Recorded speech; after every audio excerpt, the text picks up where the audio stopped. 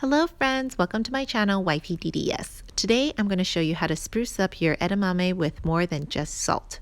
What you're also going to need is cane sugar, cayenne pepper, paprika, and Japanese seasoning.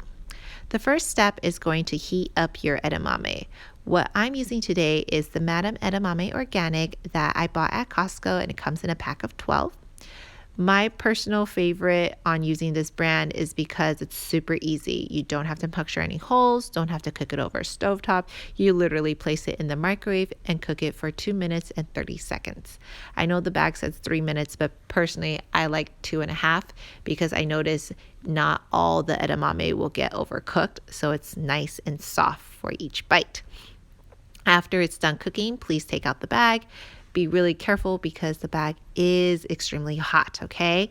So we're going to open up the bag and place the edamame on 3 sheets of paper towel on top of your plate, and you're going to take another 3 sheets of paper towel. Just gently dab. Make sure you try to get most of the excess water that's on the shell, because since we're using dry seasoning to flavor the edamame, we don't want it to clump up or liquefied. So just try your best to get it as dry as possible. After you think you got most of the moisture off of the shell, you're going to gently lift up the paper towel and place all the edamame on your plate.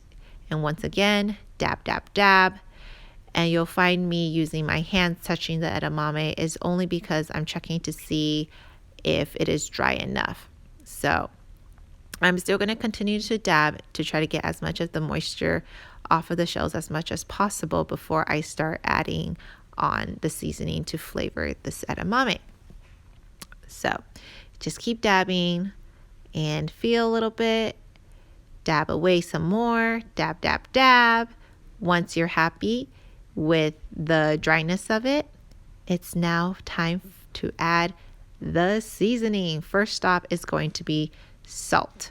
So sprinkle, sprinkle, sprinkle some salt over it. The salt will give it more flavor as far as to bring out the natural flavor of the edamame.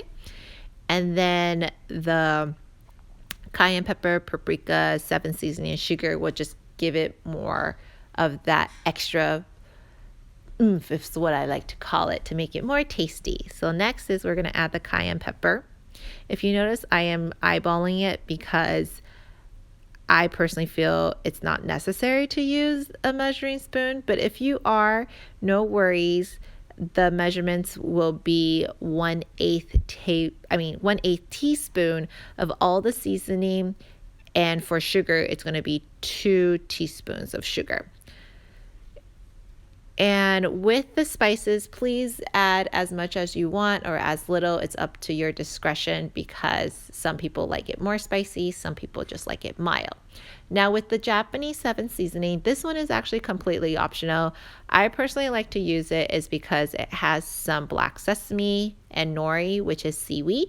So it's mainly more texture for me, not so much for flavor. You can find this at your local Japanese supermarket. For myself, I like to go to Mitsuwa because that's the closest one to me. And lastly is sugar. I like mine a little bit more sweet, so that's why I add 2 teaspoons of sugar. But if you're not super sweet tooth, 1 teaspoon to half a teaspoon is fine. The sugar actually kind of cuts through the spices, so it has a nice balance. And after you're done adding all of your dry ingredients, the next step is to mix it all together. You could use your hands, you could shake it up in a bag, but I'm just going to use a spoon because that's the easiest, and we're just going to mix, mix, mix away.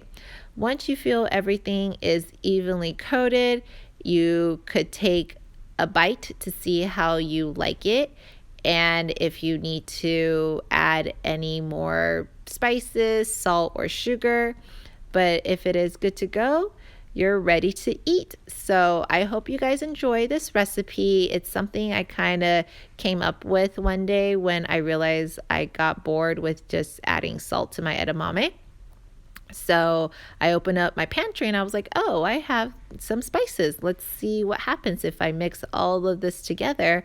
And ever since I started making my edamame like this, to be honest, I haven't gone back to just adding salt.